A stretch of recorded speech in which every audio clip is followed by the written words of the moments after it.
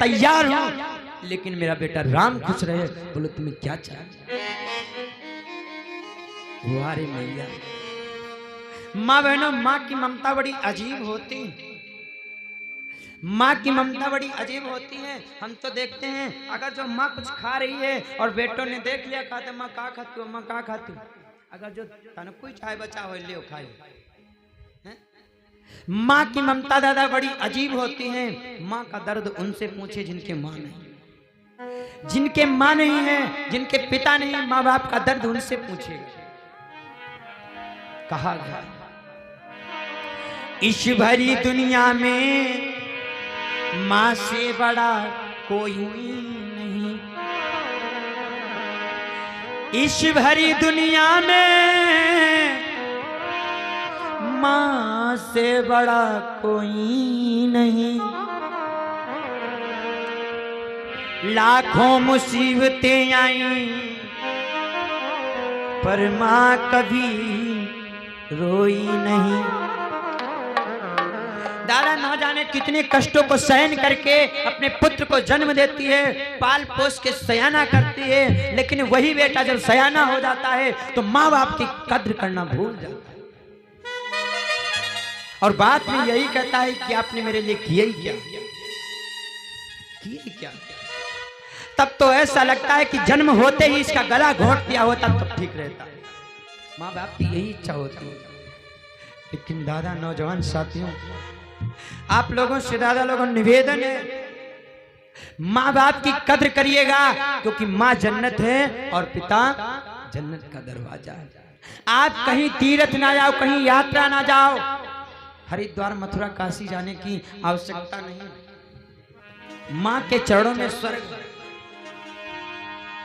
माता पिता की सेवा कर ले जाओ, बस इससे बढ़कर के कुछ नहीं। क्योंकि कहा गया ईश्वरी दुनिया में माँ से बड़ा कोई नहीं, लाखों मुसीबतें आई पर माँ कभी रोई नहीं। माँ ही जप है, माँ ही तप है, माँ ही सर्व ज्ञान है, और जो अपनी माँ की कद्र ना करे वो बड़ा नादान है।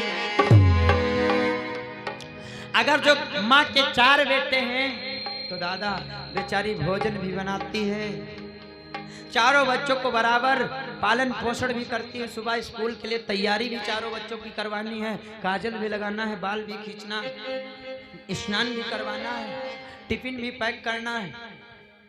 माँ सारे कष्टों को सहन करती है। जब हम आप दादा छोटे होते हैं और जब छोटा बालक कोई होता है तो राजा समझ लो। अगर जो बाप के साथ में बाजार जाते हैं, हम तो देखते हैं अगर जो छोटे बच्चे हैं और पापा के साथ बाजार पहुंच जाएं तो राजा समझ लो। छोटे मोटे लड़कन के राजा समझो। साइकिल बैठे हैं, बाजार में टहल रहे हैं, देखे लडुआ रखे हैं तो कहते पापा पापा लडुआ, पापा लडुआ लाई दिन 10 रुपए। फिर आगे चले तो कहते पापा पट्टी ले, पट्टी, अब पापा पट्टू लेके दे दी। फिर आगे चले कहते पापा मूंगफली। यानी खाए चाहे तनको, लेकिन मन बच्चों का ज्यादा चीजों पे दौड़ता रहता है। और जिसी प्रकार हम आपका छोटे पे बाल्यावस्था में मन इधर उधर की चीजों को खाने में मन लगता है, ठीक उसी प्रकार जब हम आपके माँ बाप बूढ़े हो जाते हैं तो इनका भी मन करता है कि भैया हमारे लिए। माँ बाप जब बूढ़े हो जाते हैं तो हम देखते कहने लगते कि भैया तनी आज जाओ और तनी सेब लेते आयो। और जैसे सेब का भी बुढ़वा बुढ़ाए गवा डोकरा, लेकिन शौकीनी नहीं गए सेब खाई बुढ़वा, मुहिमा दांत नहीं रह गए सेब खाई। माँ बहनों दादा लोगों क्या जाता है, अगर जो आप 1 किलो सेब लाओगे ज्यादा से ज्यादा आधा या 1 कतली 2 कतली खाई हैं, बाकी पूरे आपके परिवार में यानी आपके बच्चों में वितरित हो जाएगा, उनका भी मन रह जाएगा और खाना आप ही लोगों को। तो ऐसा मत करिएगा, माँ बाप की सेवा करिएगा, माँ बाप के चरणों में स्वर्ग। मैया कैकेयी का राम, मैं तेरी खुशी के लिए सारे कष्टों को सहन करने के लिए तैयार हूं। मैं दुनिया का कलंक भी सहन कर लूंगी, मुझे भरत माँ नहीं कहेगा वो भी सहन कर लूंगी, और मुझे विधवा रहना पड़ेगा वो भी सहन कर लूंगी, लेकिन राम मांगो तो तुम्हें क्या चाहिए? क्या चाहिए राम मांगो तो? भगवान राम ने कहा मैया सुनो, मेरी इच्छा क्या है माँ? आपसे निवेदन है, जिस समय मेरे पिताजी मेरे लिए राज तिलक करने लगे, मुझे राजगद्दी देने लगे। ध्यान से सुनना भक्तों, जिस समय मेरे पिताजी मुझे राजगद्दी सौंपने लगे, ऐ माँ आपसे मैं यही मांगता हूँ कि उस समय आप मुझे राजा न बनने देना, राजा न बनने देना माँ। क्यों? क्योंकि मेरा अवतार हुआ है राक्षसों का वध करने के लिए। अगर जो मैं राजा बन जाऊंगा तो राक्षसों का वध, राक्षसों का प्रकोप बढ़ जाएगा। इसलिए माँ आपके इतना कष्ट सहन करने पर पूरे संसार का कल्याण हो जाएगा। मैया कैकेयी ने कहा राम ठीक है, आपने मांगा तो मांगने को भी कुछ नहीं मिला, आपने तो अपने आप को ही मेरी आंखों से ओझल कर दिया। हे राम, भगवान राम ने कहा मैया मुझे राजा न बनने देना, और एक काम करना, मेरे लिए जब पिताजी राजगद्दी देने लगे तो किसी न किसी प्रकार से आप मेरे लिए 14 वर्षों का वनवास मांग लेना, 14 वर्षों का वनवास मांग लेना, मुझे राजा न बनने देना। मैया कैकेयी ने जो सुना है एकदम से कलेजा थर्रा गया, लेकिन अब वचन दे चुकी हैं भगवान राम को तो कुछ न कह सके। लेकिन भगवान राम ने भी कहा मैया मैं आपको वरदान देता हूं क्या, कि आपसे पहले न कोई कैकेयी थी। ध्यान देना, भगवान राम ने कहा मैया न आपसे पहले कोई कैकेयी थी और ना है ना होगी। माँ बहने हम देखते हैं अगर जो बिटिया का जन्म होता है तो माँ बहने सीता, आरती, पूजा, गायत्री, सावित्री, दुर्गा, भगवती, ललिता सब नाम रख लेती, लेकिन कैकेयी माँ बहनों नाम किसी का नहीं सुना। कैकेयी नाम किसी का है? किसी का कैकेयी नाम नहीं सुना होगा। ये भगवान राम ने वरदान दिया था कि आए मैया न तुझसे पहले कोई कैकेयी थी और न है ना होगी। कैकेयी मैया ने कहा है कि दुनिया मुझे गलत कलंकित करती, दुनिया मुझे गलत कलंकित करती। मैया कैकेयी का कहना कि माना किए कलंक मुझ पे,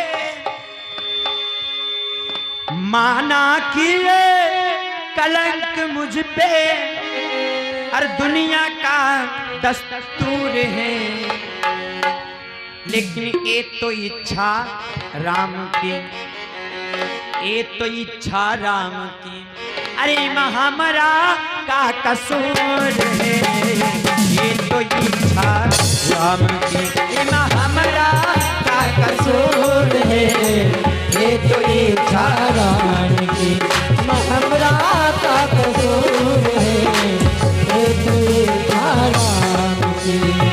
माना किए मुझ पे, माना किए कलंक मुझ पे, दुनिया का दस्तूर है, ये तो इच्छा राम की, हमारा का कसूर है, ये तो इच्छा राम की, हमारा का कसूर है, ये तो इच्छा राम की, हमारा का कसूर है, ये तो इच्छा राम। मैया कैकेयी ने कहा ये तो भगवान की इच्छा थी कि मुझे वनवास दिया जाए, लेकिन दादा कहा गया एक सुक्ति आती है, काजल की कोठरी में कितनों ही सयाना जाए, काजल की लीक एक लाग ही पे जाते। यानी आप कितना भी सही हो, लेकिन अचानक यदि आपसे गलत काम हो गया तो आप कितना भी सरल हो, कितना भी सच्चे हो, लेकिन लोग दुनिया कलंकित करेगी। आज जैसे मंथरा आई तो मंथरा को मैया कैकेयी डांटने लगी, ऐ मंथरा तूने राम के विषय में एक भी शब्द गलत कहा तो मैं तेरी जिह्वा को खिंचवा लूंगी। मंथरा कहने लगी वारे महारानी मैं तो आई थी आपके हित की बात कहने, लेकिन आप तो मेरी जिभ्या खिंचवाने पे तुली हो। क्या फायदा, क्या फायदा। मंत्रा कहने लगी सीख उसी को दीजिए जाको सीख सुहाए। हम आई थी तुम्हें बताने के लिए कि कुछ उपाय करो। आपका भरत बेटा ननिहाल में है और यहाँ कौशल्या का बेटा राम राजा बनाया जाएगा। नाना प्रकार से मंत्रा कैकेयी को बहकाने लगी। कैकेयी ने बहुत समझाया कि मंत्रा राम राजा बन जाएगा, मुझे कोई दिक्कत नहीं।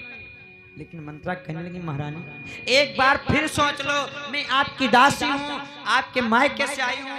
ये मत सोचना कि हम राम को राजा नहीं बनने देंगे तो हमें कोई दिक्कत हो। चाहे राम राजा हो या भरत राजा हो, हमें रानी दासी से रानी नहीं बना दिया जाएगा। मैं दासी हूँ, रानी नहीं बन जाऊंगी। मंत्रा कहने लगी सुनो महारानी कि कोई न पहोई अरे हमें कहानी, कोई न पहोई हमें कहानी, कोई न पहोई हमें कहानी, कोई न पहोई हमें कहानी, कोई न पहोई हमें कहानी, कोई न पहोई हमें कहानी, कोई न पहोई हमें कहानी।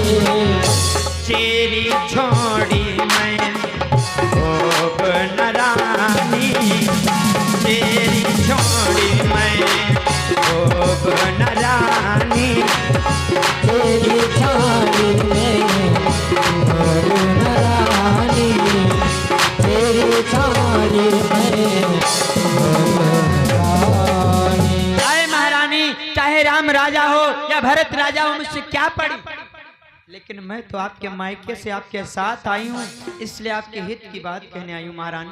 अगर जो मेरी बात आपको स्वीकार हो तब तो ठीक है, अन्यथा ये मंत्रा वापस जा रही, वापस जा रही। कैकेयी का चल निकल जा मेरे सामने से। मंत्रा जाने लगी, लेकिन एक बार फिर पीछे मुड़ के आ गई, बोली महारानी मैं अंतिम बार प्रार्थना करती हूँ, बाद में तुम्हें पछताना होगा, मेरी बात स्वीकार करो, यही ठीक रहेगा कि राम को राजा न बनने दो। कैकेयी की विवाद समझ में आ गई है। मंत्रा ऐसा तो नहीं सही कह रही, क्योंकि दादा किसी को एक ही बात आप 2 4 10 बार कहो कि भैया यू काम ना करो, यू काम ना करो, या यू काम कई डालो, तो एक बार आदमी नहीं मानेगा, 2 बार नहीं मानेगा। लेकिन जब किसी से 2 4 10 बार आप कहोगे, ये माता जी के द्वारा प्रसाद समर्पित है, तिलोकपुर से माता जी आई, बहुत बहुत धन्यवाद। माँ बहनों जब किसी से एक ही बात आप 10 बार कहोगे कि भैया यू काम कई डारो, नीक है, वो कत्तो का है, खराब है, खराब है, लेकिन 10-15 बार जब आप कहोगे तो मानना पड़ेगा, मानना पड़ेगा। क्योंकि कहा गया है हे कौन विघ्न ऐसा जग में टिक सके आदमी के मंग में। एक इसी क्लास में पंक्तियां आती हैं, हे कौन विघ्न ऐसा जग में टिक सके आदमी के मंग में। इधर चढ़ा दिया।